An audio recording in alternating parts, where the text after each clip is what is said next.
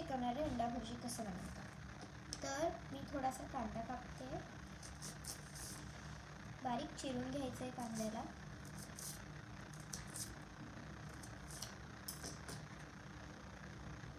बघा मी असं चिरलंय.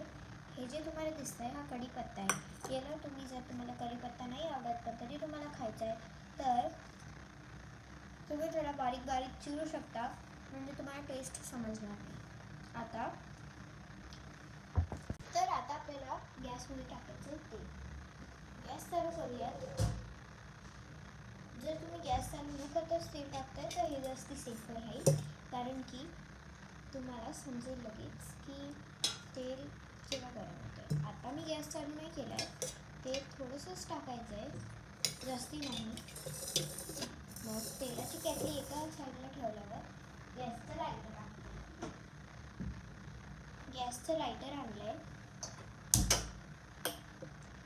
लावलं आणि आता तेल थोडंसं गरम होईपर्यंत आपल्याला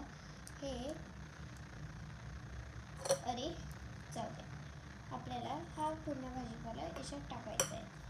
थोडासा कांदा, थोडासा टमाटर, थोडंसं थोडंसं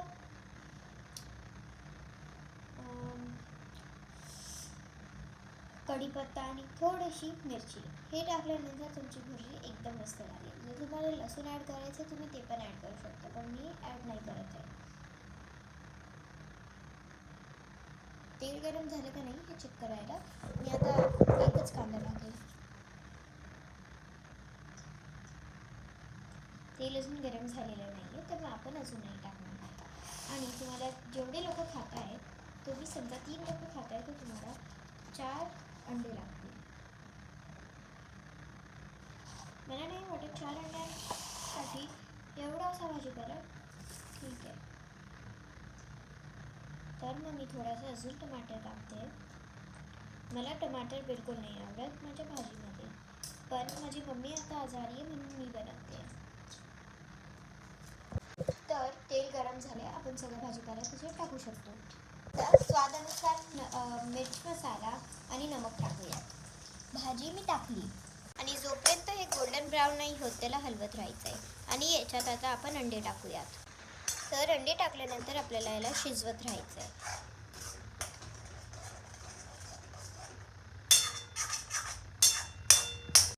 खरंच सांगते, एवढी तिखट आणि झणझणीत अंडा भुर्जी मी कुठेच नाही खाल्ली. बाय.